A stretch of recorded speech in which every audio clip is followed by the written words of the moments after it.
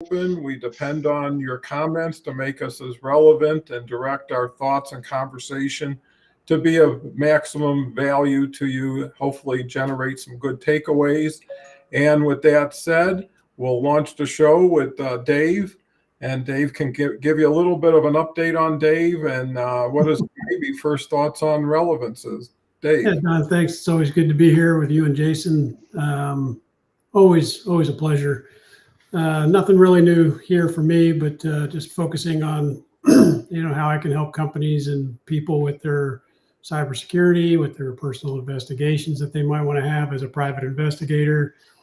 And I think that drives to a comment that you just made with relevance. You said flat out, how can we be, more comments allows us to be relevant.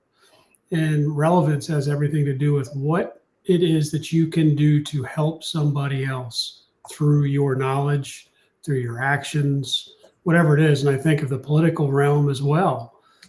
What is what I'm saying? How is it relevant? How does it assist? How does it help somebody? Not me as the speaker, but how does it help somebody or have an application to the recipient? Those are my first couple of thoughts. Well, I think that's very valid and a good way to get us moving. Jason, love to hear your insights. Thank you. Yeah. So just kind of like Dave said, the same old stuff, just moving forward. I was on my local radio station for the second time the other week. So that's always nice to get in front of more people. And I mentioned that not to say, oh, look at me, but to mention staying relevant means staying in front of people and being in the conversation.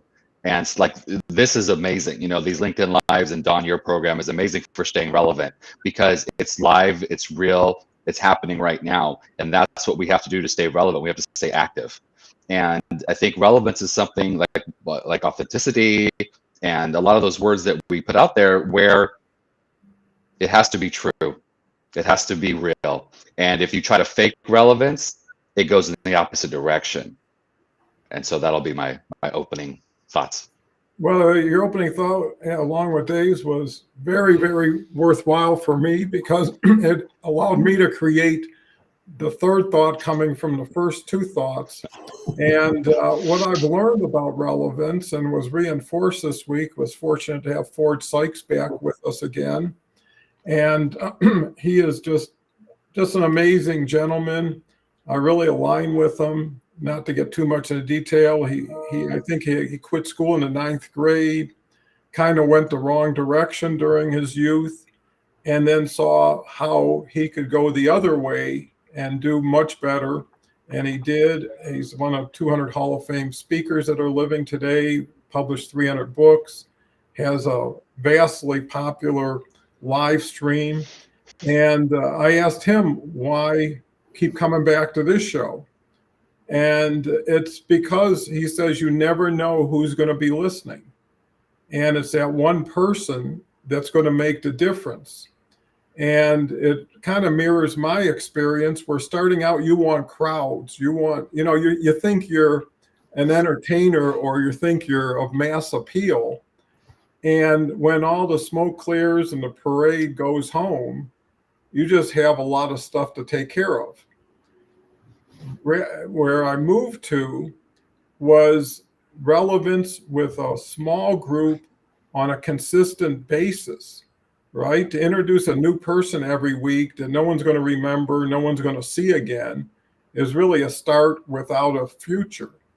And so what I thought is work with the same amount of people you would in the physical world, which would be one at a time, right? You'd meet somebody, get to know them, maybe meet somebody else, get to know them, but you wouldn't bring 50 people in the room that you never knew and say, hey, let's get to know and work together.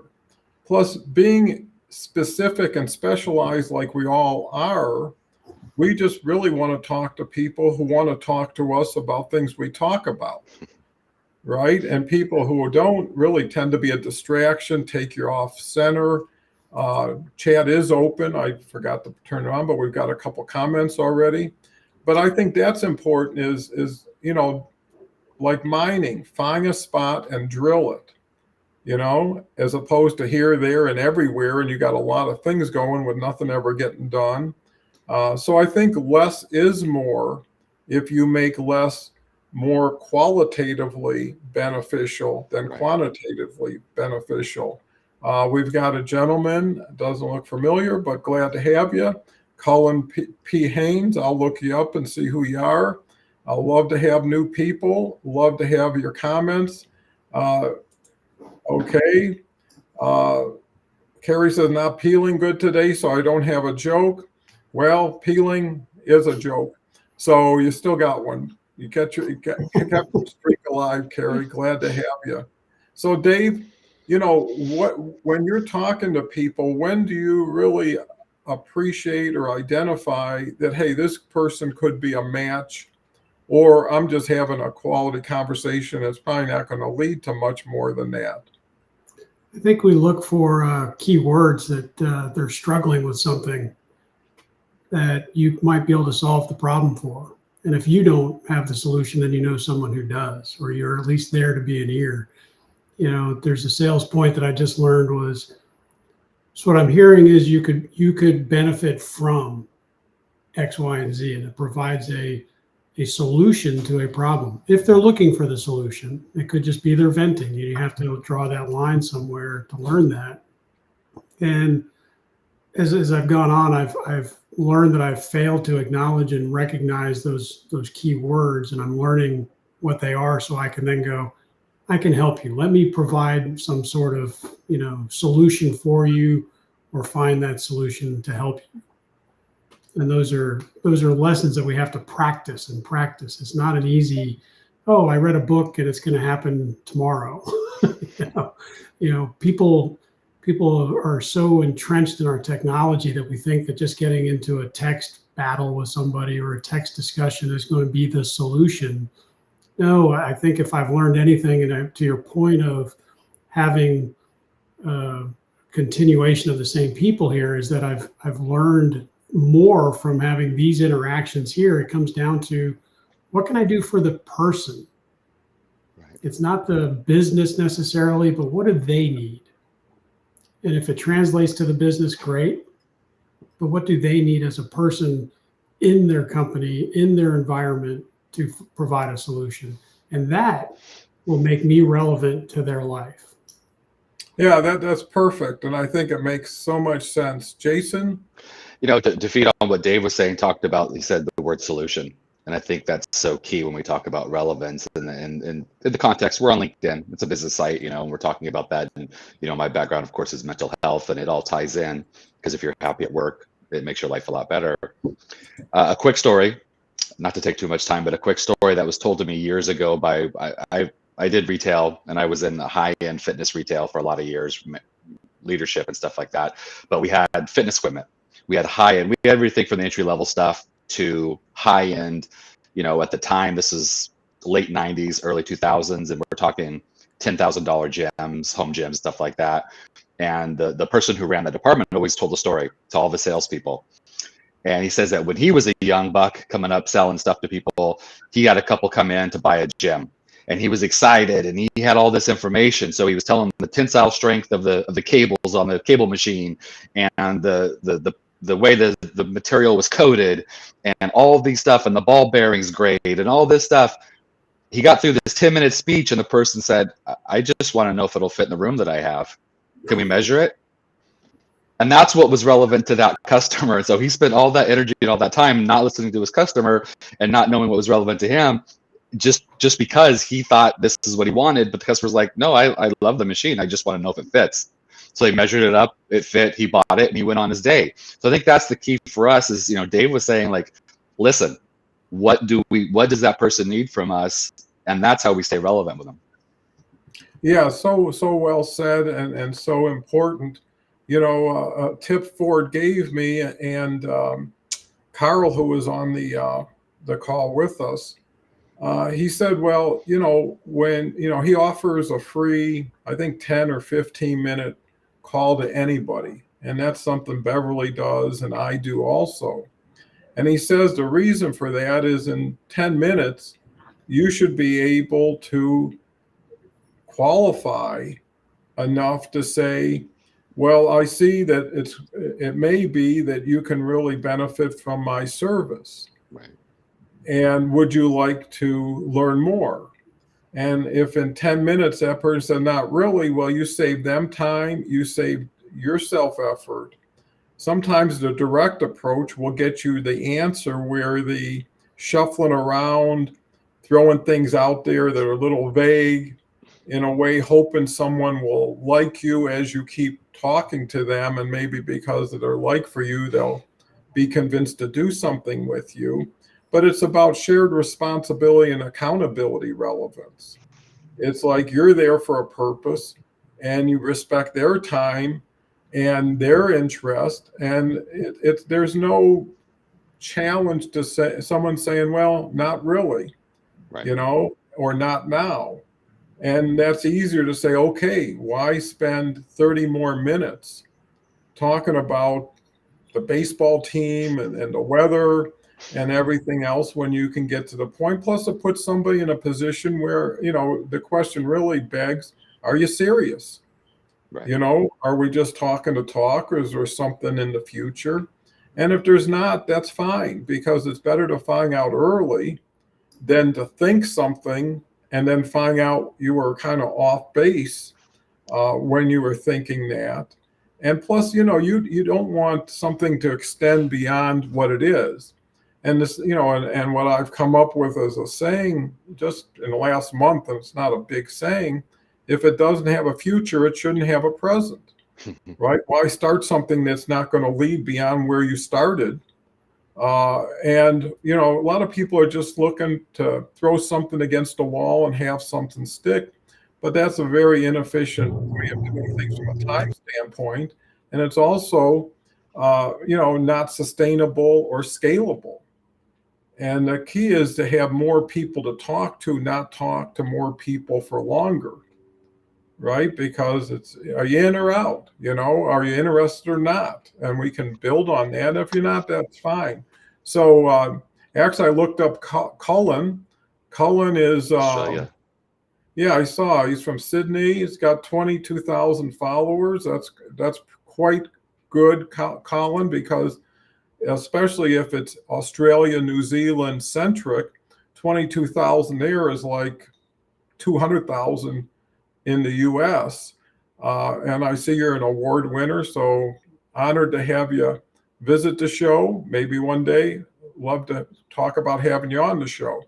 And I think that's another thing. You pick up something because someone left something that may not have been a direct relationship to what you're looking for, but it's an opening, right? People who, and that's why one more thing I do to stay relevant is I only reach out to people who reached out to me first, made themselves known through a comment, through a connection request, through a profile view, and once you start seeing that, it's easier to then respond instead of initiate.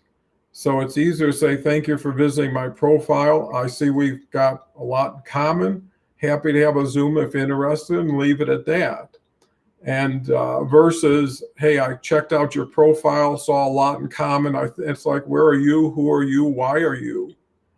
And you're overcoming too many mysteries. And you kind of look like you're shotgunning instead of taking more of a rifle approach. So, Dave, how do you continue to become more relevant with your time and with your effort? Well, I think I've got a two-part answer to that. One is I keep an eye on where is the industry going so that I can, upskill myself so I can stay, stay relevant, stay in the know within my market. So I know that the skills I have are up to date. But, and at the same point, the second point I want to make is I try to do one thing that a key word you said earlier is respect other people's time. Respect their intelligence, respect their perspectives, their approaches. So I get a lot of requests for cheating spouses. And I can say, okay, great, I'm going to take your money. And that's several $1,000s I can make from you. And the reality is that most cheating spouses cases, I'm going to find something. It's a matter of, I have to tell people, look, I can take your money, or you can make a decision on your own. If you suspect there's something wrong, 90% of the time you come to me, there's going to be something to be found. Do you want to waste the money, or do you want to just make the decision that something is wrong, or confront your partner? So I make myself relevant by not being after the money, but there to help other people, respect their time, respect their resources. And I find that more people are hitting me up on LinkedIn or phone calls of, hey, I really think I could really help you. Well, how could you help me? Well, I've got this or that, but you're not really solving, you're not asking me what my problem is. Right. Or you're just calling me repeatedly with, we help with this. You haven't asked if I have that problem. You've just said you can help me. So now I've asked you to take me off your phone list several times, but you keep calling. Lack of respect. So that's how those two methods I take to upskilling myself, so that I know that if there's something a client needs, I can provide that service, or I can refer them to somebody I know.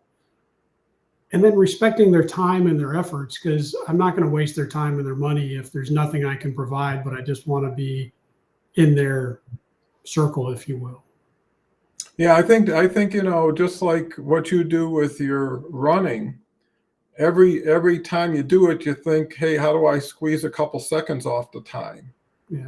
How do I add something to my training regimen that makes me better? So it's the little things done right over time that compound to make a difference. And it's the ability to look back as well as look forward to say, well, what has been the result of my strategy or plan?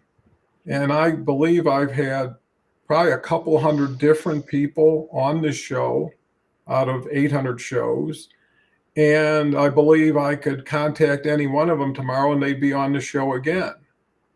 But it became really focusing on people to join as a group instead of a lot of individual people who are enjoying the conversation, love the format, but there's nothing beyond that.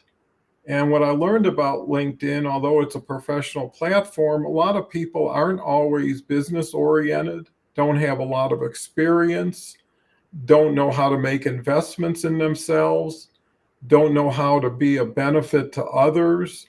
I mean, so those are kind of qualifying, because right now we've got 7 people in our cohort group, and I haven't really added somebody in about 6 or 7 months, because the next person I add has to be of value to the people we have, right? So everybody has to be like another brick in the wall.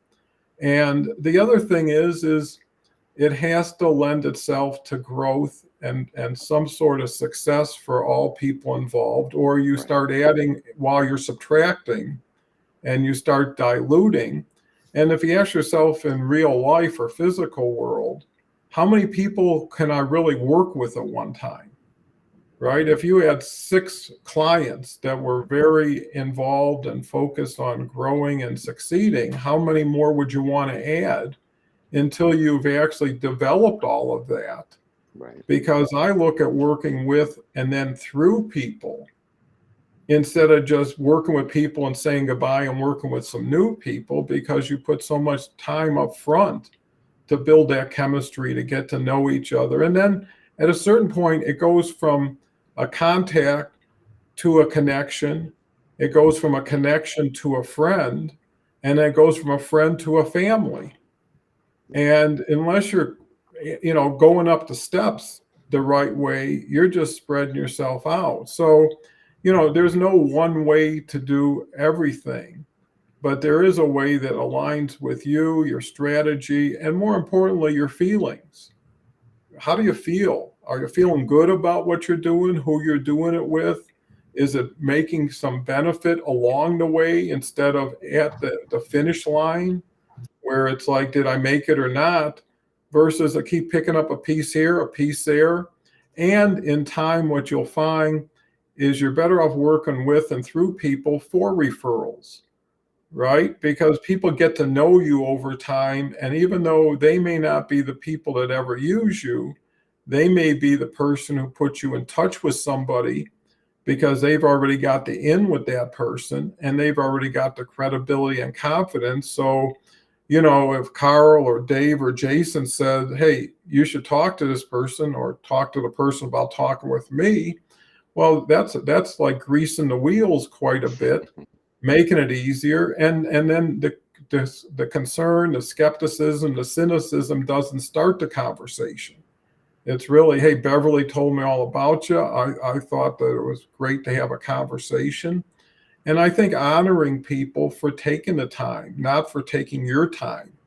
Too many people think, yeah, I give them a phone call, they owe me 15 minutes now, or I gave them some free advice. What am I going to get for it? Well, those are people who are majoring in the minors all the time, instead of letting the little fish go and waiting to catch the one they're going to be happy and proud to have gone fishing for. So, it's interesting how it can go all different ways. So, Dave, I know that, relevance is important, not only for the relationship, but for yourself. Yeah. And I think as people get marginalized or as they get older and become less attractive, they tend to end up moving into the corner instead of moving to the forefront. And I think, people want to know they're still valued, they're appreciated, and you have to earn it every day. No one cares what you did yesterday. What you did yesterday was a factor of what you probably did the day before. What you do today is going to be a factor of what you can change from yesterday. And I think relevance is staying as dynamic as the workplace or the marketplace you're operating in, because everything is going to get faster. Everything's going to get a little more technical. I mean, how you take advantage of AI is going to be a determining factor. Yeah. I think the value to that is AI is making it and will make it easier and easier and easier. So you don't have to be an expert. So Dave, your turn. 3 questions. Grace's turn. I'll just finish off with your last point there was, AI and something we'd mentioned, I think the last couple LinkedIn Lives I've done with you, Don, is introspection. Do some analysis of what it is that's going to help keep you marketable, attractive to clients, to your friends. From a business perspective, probably less your friends, but how is AI going to affect your business? What's going to keep you relevant? Like I've said before, I think in my case, from a cybersecurity perspective, AI will help my career because it'll be able to do a lot of those things that I want to help people with in protecting their information. From a pure private investigator's perspective, AI can help me, but it's never going to replace me because there's an interaction between humans that AI can't replicate. So with that, I mean, I'd like to hear, Jason, I'll turn it over to you. I think it was your turn in the cycle here. I messed up the round robin. No worries. I just want to make sure I don't dominate here. I just want we're- everybody have an opportunity. We're good. We're all friends here, right? We all have something important to say. So thank you. Yeah, AI is one of those things that we've talked about. We touched on it before. It's a tool, and if you go all in and you go, oh, this is going to be the new world now, and this is all I'm only going to use a hammer, as the saying goes, everything starts to look like a nail. Or if you go, no, I refuse to use that, then when you have to put some nails in wood, it's going to be really hard. It's just a tool, and you have to make way with that. You have to find a way, and we're talking about relevance, right? What's important? It's what's important to the matter at hand. And using the right tools is what's important, and using it the right way is important. If you try to hit a nail, to stay on the same analogy, if you try to hit a nail with the claw part of a hammer, you're going to have a long day, my friend. But using the striking part is gonna make it how it's gonna work. So I think that's very important. And Don, I love what you were saying about how do you feel? How does this make you feel? And what's important to you? And I was looking up, before we get into it, I always look up definitions for the word of the day just to kind of get my mindset. This conversation goes where it goes, but one of the definitions that I saw, it's very simplistic, but it says important to the matter at hand. And how do we how do we figure out what's important at the matter at hand? Well, values. And values are what's important to us. And so it all feeds into itself. It just all comes back to that about, does that make you feel good? Is that something that you're happy about? Is that something that you want to do? And another point that I wanted to make is, to Dave's point earlier, is like he had talked about a little bit about, keep learning. How do we stay relevant? Well, we keep learning, and we be curious, and we keep growing. Because I think one of the challenges to staying relevant is that if you jump in where everyone's at, you're already behind. You have to jump in where it's going. You have to be ahead of it. There's 1,000 people, and this goes for LinkedIn. There's 1,000 people that are now trying to do what's already been done. Well, that's not necessarily going to take you to where you want to go. So let's look at the curve. What's around the next bin, or let's design the next bin, and let's make something new and something fresh. And that's how you stay relevant, is you stay in front of it. Good point. Very good point. And I think part of relevance is staying natural, staying organic, right? I mean, when I played with AI and I saw the value of it, it was kind of a one-off, like, how do I create a better post with it? How do I, expand, or how do you flavor it to say, make this more friendly or make this more sales oriented? My son-in-law is just an absolute wizard when it comes to anything. He actually ran my whole online business for about 8 years and headed it up. And he uses AI in almost every task, but it's integrated. Right. It has a purpose. It's not a one-off. It's like doing something independent of something because it's cool or it's interesting. Avatars are like that. I mean, there's so many things that look like fun and games, but you got to relate to your life isn't just fun and games, and especially your professional area is how do you make something easier, faster, better for the end user? Right. And I think that's so important to stay relevant, is everybody's time has value. Everybody's thoughts have value, and one size doesn't fit all. And you really want people, to Jason's point, either where you want to go or going where you want to go to start with, right? If you're going south and I'm going north, we're going to get more distance between us every step we take. And that's why getting in front and sharing intention makes you more relevant. Well, here's why I called, and here's what I'm hoping to find. And if that kind of fits, let's continue talking. If not, thank you for your time. I don't want to hold you up any longer. By the way, if you know someone, be happy to talk to them if you can fit that in. And then you feel like you were thoughtful to the other person. You were respectful. And we always talked the other day, even, how do you marry high tech with high touch? How do you stay relevant on the technology side, but don't lose the ability to know someone, talk to somebody, greet somebody in a positive way, because it all comes together in that emotional connection or lack of it. Some people are just an automatic turnoff as soon as you talk to them. And some people are an automatic turn on. It's like, wow, and you get surprised because you can't judge the book by its cover. And on LinkedIn, you've got pictures that are 20 years old of people. You've got things they say they are that they've never done. Maybe they're aspirational. And you don't know that until you see that person. And then it creates more issues. Why would you put a picture of 20 years ago when you know someone's going to see you? Right. I mean, it's bad enough if you think no one will ever see you, and why look more attractive? Why look younger?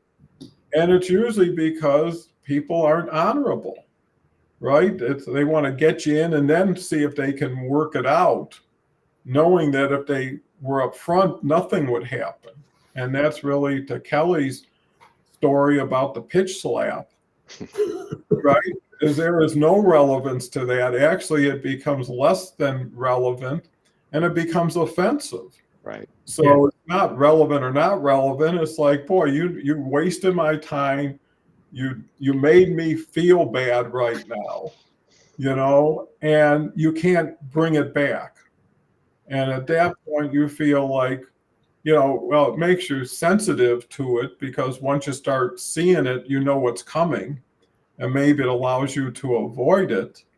Or you just present yourself as, hey, I believe in integrity, and I believe in thoughtfulness and fairness. Those are a good way to find out if you're connected, right? Because again, technically or professionally, you could say, hey, we're on the same path, we're doing the same thing. But I wouldn't want to introduce you to people I trust and people I've built relationships with, knowing what you're capable of. So, Yeah. Dave, getting back on the right circuit. Well, I'm snickering because it's funny, we're talking about how we can use technology, and people are using technology in ways that, we don't always talk about, but people talk about, hey, I could say something in front of Alexa, and then all of a sudden my advertisements from Amazon and my phone are beeping with what I just spoke about. And it's funny because, over the years, I've just a little story, I've talked about writing books, and I've started and stopped. And two things: when I first started back with the government as a classified contractor, all of a sudden these pretty women from China started popping into my queue the day I started and got read into classified information, and they stopped the day I stopped working at that job. Okay, so they knew they knew where I was, they knew what I was doing. But recently, in the book side, and this is to your point, Don, about respecting time and relevance and what I want to talk to these people, or are they wasting my time? I've gotten 5 little notifications. Oh, Dave, I've looked at your profile. I think based on your experiences, you should write a book, and I can help you, and get you 99% of the way there, and help you with this. And I said, okay, this is a scam. This is a scam. And on the 5th one, I just decided, that's nice. What about my background do you think I should write about? They stopped. They said, you're not going to respect my time. Let's just get this over with, and respect is the big word that comes to my mind with this. And technology is a wonderful thing. And I was also thinking, as you were talking, Jason and Don, is so many people get wrapped up in the tech that they forget about human interaction. Right. And one of the things that I like to provide, I'm technically savvy, but I'm not a coder. I'm not a hacker in the sense that I'm going to break the most sensitive information. What I provide is a translation from, hey, these are what the tech guys can do. This is why it's relevant to you, Commander, to you, CEO, CFO, because they're breaking into your systems. They're draining your resources. So there's a translation there that gets lost, and people need to remember technology is great, and yet how does it react? How does it interact and interplay with the people that are affected by it? And I really, the quote that I saw just this morning again was, whether it's attributed to him or not, I won't fight. But Albert Einstein supposedly said, when technology gets to that point that we, lose human interaction, we'll just be a bunch of idiots. And we can see it every day today. That's why I think it's not really him, but I can't say for sure. Let's not lose humanity. Let's not lose connection. And that's why I think these are great. And to your point, Don, about building these relationships instead of the one-off interview. I mean, look at how the 3 of us have grown together over the last 8-9 months. It's a lot different than the first couple times we did it. So tech is great. It's enabling us across, 3 different time zones, 3 different time zones, Jason out in California, me on the East Coast, and Don in the middle. It's great. And and our human interaction through it, but not because, not distracting from it, if that makes sense. Yeah, it makes great sense. I think all of your points are extremely important. I think before swinging it over to Jason does what you're doing fit who you are, Yeah. right? Some people, like when emojis came out, I mean, it's like 40 emojis, they got 8 words and 40 emojis around it. At a certain point, enough's enough. Right. And just because you can doesn't mean you should. I mean, I was in the tool business for a very long time, and there were a lot of old school players, you know, they were buying very expensive German router bits that were like $100 and you could buy them for 10. A lot of people used hand tools still because they were craftsmen and they wanted to stay pure to that. I mean, they could have got power tools and everything. I'm sure they did.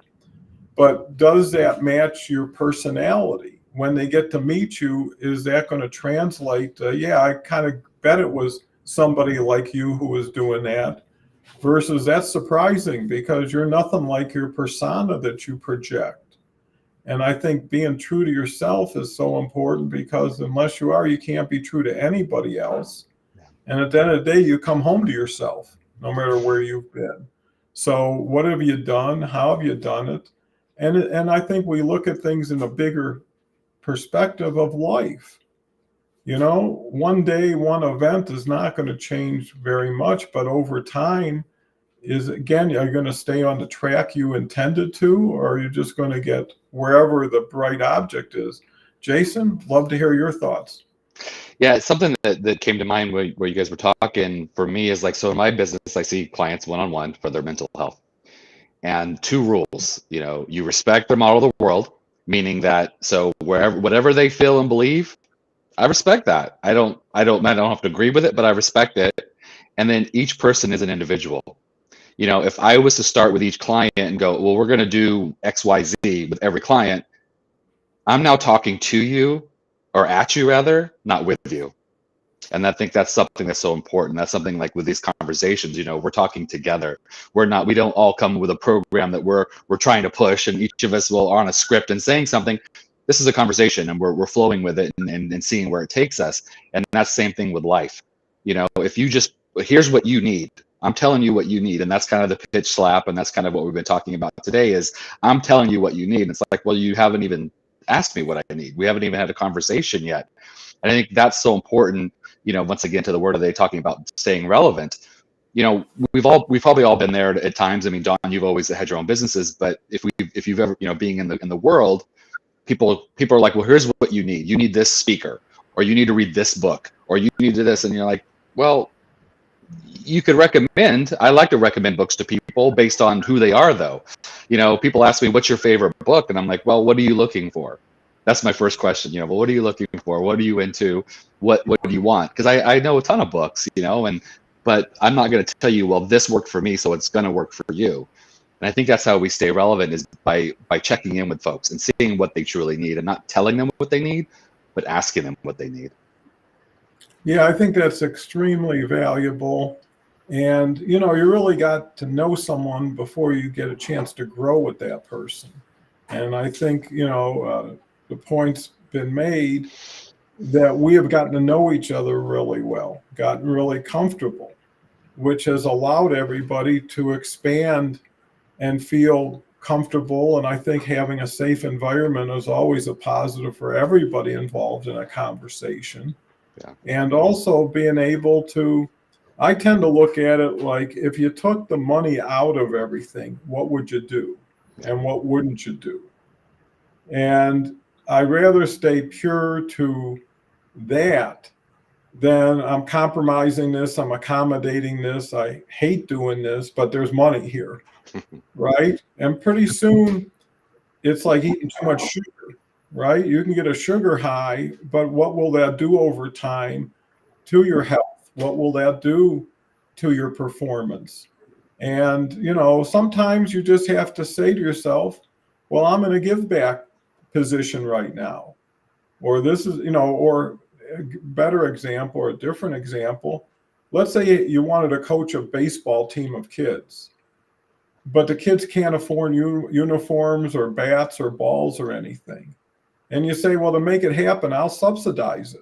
And all of a sudden, all the kids are playing and I'm coaching. If you said, no, until they do this, I don't do this, well, you're going to extend the time. You'll probably cheapen the product to fit the price. And I've always been a fan of, I give the most value no matter what the money I'm charging.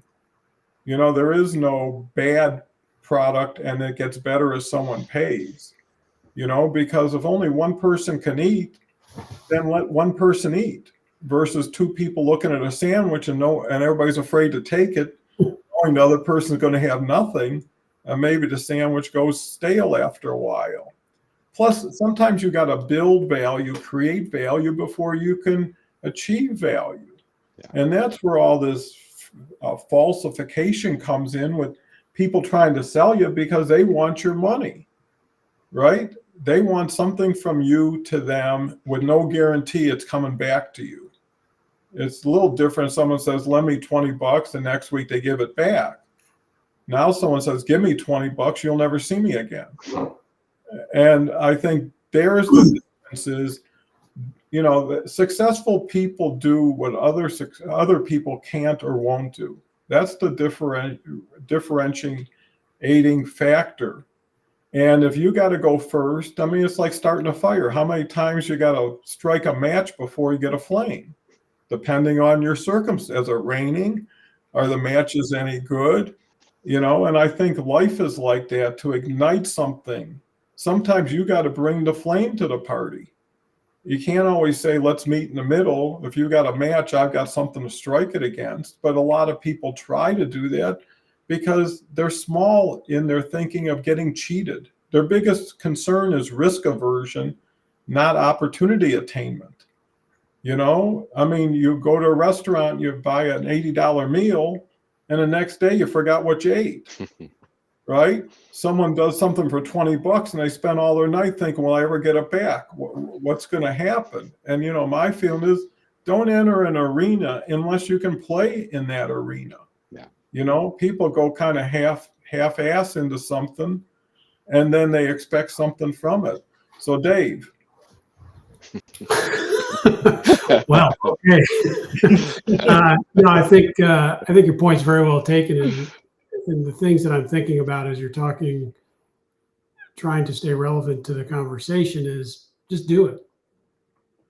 Act. Be the leader.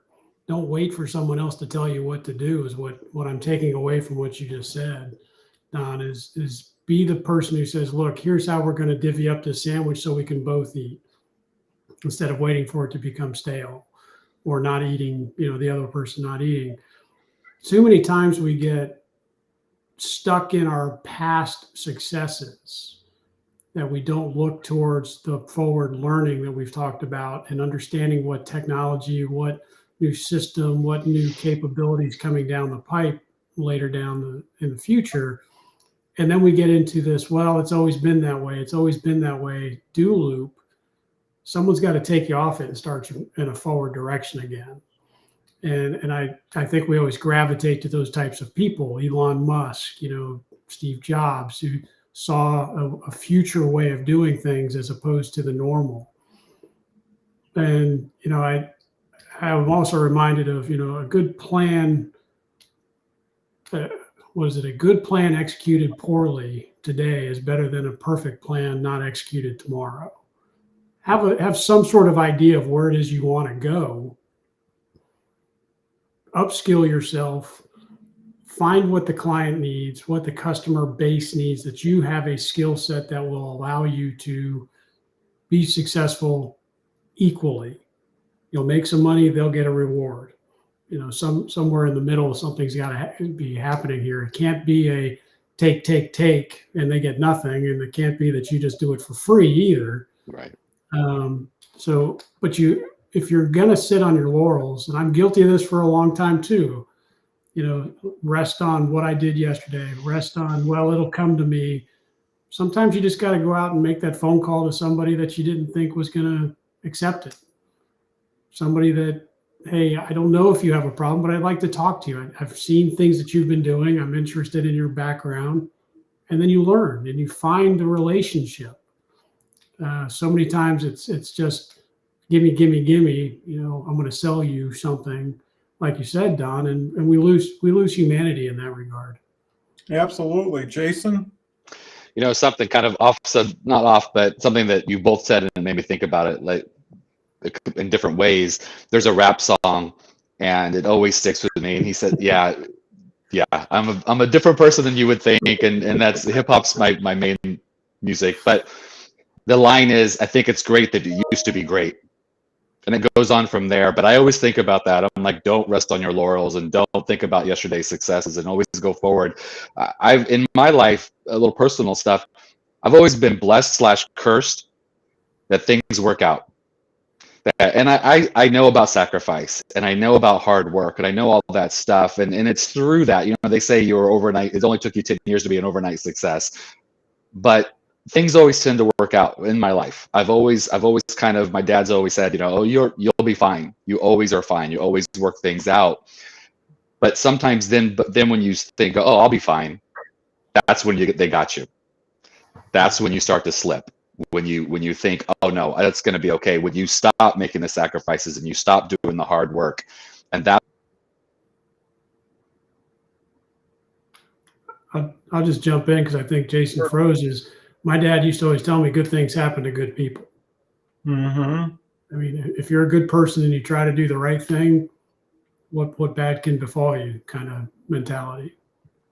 Yeah, and you win, and you win, right? And I think sometimes Dave actually finished your sentence for you, Jason.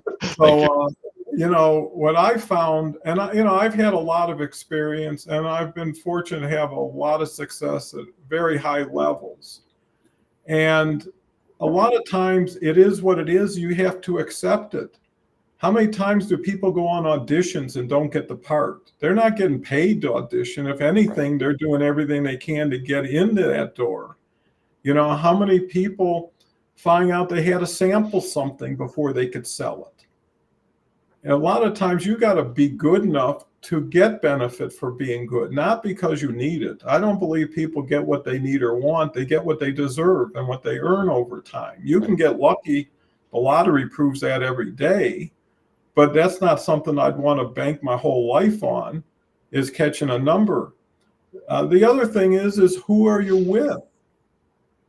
I've had the fortune, I told you, of being with a gentleman, Fred Erb, who I met at a dinner table. We became the closest of buddies and partners for 12 years. And he became a billionaire and had no idea when I met the gentleman. But through him, I got access. Right. I got introductions, and I got to learn from a master who was a self-made person, started with one little hardware store in Royal Oak, Michigan, and built it to an empire. And you wonder, how does someone build something to that level? Not because they're not capable, but somebody at 100 million would have stopped. Somebody at 20 million would have said, that's plenty. And the money didn't mean anything. Because if it did, he would get too shaky, or he'd be like, hey, lock it up now, don't risk it. Yeah. But because he was willing to go beyond, and he brought me into circles I never would have had. I mean, I've actually spent time with presidents through him, after they left office, and it was social and interactive. And I'm pinching myself just like Forrest Gump, And it's the same kind of story as how did I get to meet this person? How am I in the same room? But you know what you find when you finally get in that room? They're talking about their haircut tomorrow. They're talking about their kid's school. Yeah. They're never talking about, and I would never want to talk about their job, right? When they socialize, they want to get away from that. A real quick experience, I was in Las Vegas, and I had spent a lot of time there because of business trade shows. I was there about every month or so. My son went to UNLV for 5 years, and I was shooting craps. And I look around, and the next table is John McCain with his wife and an aide, and he's shooting craps. And I had to look twice, and I said, that can't be the senator, right? What's he doing at a crap table in Las Vegas? And ended up, I saw he had an Arizona Diamondbacks hat. He ended up at my table right next to me, and he got on a hot roll, and we started high-fiving and having a good time for 3 days. We had some great conversations, but not once did I say anything about his government position, anything about him. It was always, hey, how'd you get into craps? And he said, during the service, he picked it up. He was a $5 player, so there wasn't any big money, and he would play for hours. And, only through that common interest did we kind of hook up in a sense for a couple days. And it just shows you everybody's a person. Everybody puts their pants on one leg at a time. Yeah. And too many people think, oh, because he's this. Some of these people are the most unhappiest people in the world because they sacrifice so much of their life. They sacrifice a lot of their family. They sacrifice a lot of themselves to reach that high level. And it's hard once you've been to the top to start going down. You know, it's never, you know, they say it's better to be in the dark than go to the light and then go back to the dark once you've seen the light. And I think learning from other people, and also how many people have been generous to you? How many have given to you in a way that they got no direct benefit in the way they gave it, but there is something in it that said, you deserve this, or I want to grant you this, or I want to support you, you know? And when you find those people, you do everything you can to support them in every way. You know, how do you respond to a billionaire? There was nothing I could buy or give, right? But I must have fit some part of what he was looking for to bring me into his circle and to keep me there for that many years. And after a while, you become just people. They don't want you to look at like, I've got everything and you don't have much. You know, they want to tell you, you've got something I need more of, or you do something for me I can't do for myself. And a lot of times it makes someone feel better to put them in a comfortable position. So life is different, but you know, and you know, there's people say, when I get this, I'll be this. Right. You know, when I get enough money, I'll be happy. And you know what that tells me? You've never had money. Because if you had money, you know that's not the answer. It's a good to have, but it's always the elusive because what it actually says, I'm missing something. I'm not 100%. I need something to complete me, or worse, I need somebody to complete me. And that's where relationships tend to go bad. I don't know where I left off. I think it probably would be Jason. I'll end with this because we're coming up on the hour here, and I'll end with, you know, the interesting thing is no matter what kind of what starts our conversation and kind of where we go through it, I think the key is connection. You know, it all comes back to that, Don, and you just eloquently kind of said it all, and I love that it's about the connection, and regardless of, you know, how do you stay relevant and how do you stay authentic and how all of that.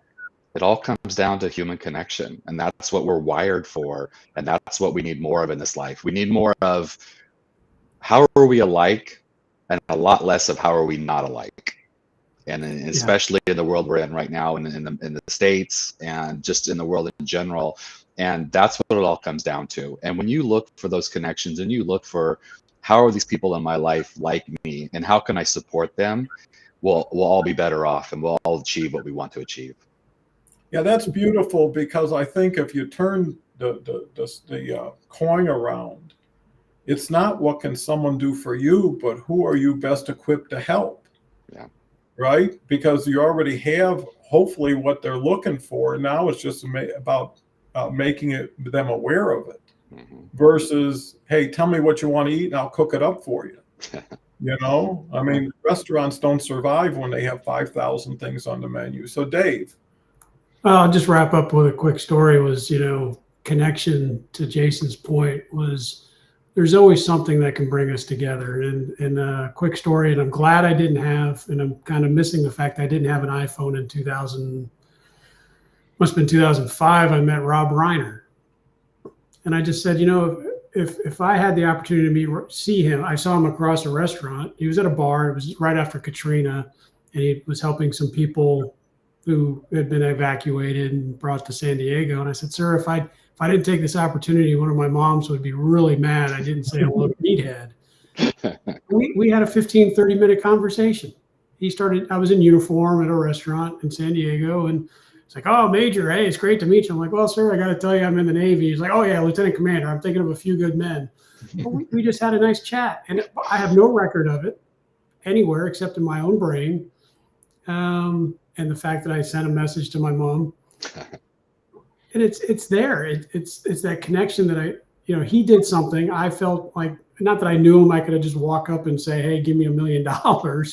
But, there was something there. There was humanity. It was a good relationship for 30 minutes. And then we went about our own lives. Yeah. And because he's just a person who, relates to people. If anything, fame can be a challenge to a lot of people. And especially if you're super famous, you can't go outside. You can't go to dinner with your family. You can't do anything without a mob or people in your face. And that used to be a bigger challenge in the physical world. In the virtual world, people are getting nailed all the time with criticisms and this and that. And I do believe, I'm an optimist at heart, that, to Jason's point, we're dealing with humanity, and people feel better around goodness. People feel safer around people who make it safer for them. And I think the pendulum always continues to swing back and forth. And somehow we've been very fortunate, before we get to the precipice, we move away from it, and we move back to traditional quality values. And, they say society is only as valuable as its weakest link. So the person that's disenfranchised, the person that's marginalized, creates a missing piece, versus why should any kid go hungry when there's so much food? Why should the basic needs of society not be supported? And why shouldn't the weak not be criticized or minimalized? Out of fairness, the people who have should share, because eventually that group of people who aren't getting benefit will be somebody, it's like pay now, pay later, right? Why not put the investment up front and get a reward? And I think that will happen, because at a certain point, people have to see reality, if they can, or at least their own reality, and say, do I feel safer? Do I feel happier? Do I feel better? And only through peer-to-peer, I believe, conversations like this. When we talk about relevance, it just comes down to the three of us right now. Yeah. Right? If we can stay relevant to each other, if we can bring value to each other, if we can be thought-provoking and say, because of what Dave said, made me think, now here's what I'm going to do. And the other thing is knowing, on the days that you do so much, you usually start with a full head of steam, right? The things you put off are like, hey, I'm ready to go. I'm going to knock off these tasks. And once you get on a roll, you keep building momentum, versus I'll do it tomorrow. I'm not in the right mood. And if I do it today, you're probably better off not doing it today, because your not good mood will start to project on somebody. And it's like, why did I get on the stage if I wasn't properly, set up for that? So, relevance, I think, is important to oneself. And what's relevant to us may not be that relevant to someone else. Depends on stage or time or situation in their life. And naturally, when you're under the weather for whatever reason, or you just suffered a big loss, that's a time to be more relevant to yourself. Yeah. Is to go back in and say, okay, I got to take some time here. I got to, why should I be something I'm not, do something I don't feel like?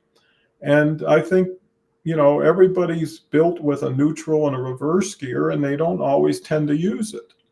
To them, it's hit the accelerator and just start going forward, versus, hey, time to pause, time to back this thing out. And having people you can talk to and trust makes a difference, because sometimes they'll bring things to your attention you're not fully aware of. Sometimes they'll tell you, hey, you're running too hot now. Slow it down. There's no fire. And you got to ask yourself, where is the fire? Because as soon as you get what you want, is that going to be enough? No. The next day is going to show up, and you're going to have to respond to it in a positive way. So any last thoughts, Dave, Jason? No, I think it's all great. I really appreciate you guys' time and the connection that we have, and the interaction is phenomenal each week, each time. Well, I'm so gratified to have both you and Jason, and it has become a friendship that I hope everybody who watches this can appreciate. And hopefully we become a model for other people, because everybody can pick up 2 or 3 people a day that they, friends, family. I remember no matter how old I was, when things got tough, I'd go to my mother's house, and she would be my mother. I remember some of the toughest business disappointments. I'd go over and she'd have cookies and she'd just treat me like I was a 10-year-old again. And it made me feel good again, because, you have people there. And I think that's one mistake people make. They don't know how many people care so much about them in so many ways, because they get so self-centered and focused, and they forget what's really important, So audience, thank you from Australia. And come back, Colin, if you're still with us. And, it's interesting. We have so many people watching. I even changed the ticker to put share your comments. But maybe it's because we're talking in a way that people want to listen. With that said, thank you, everyone. Come back tomorrow. We've got Kelly and maybe another guest host.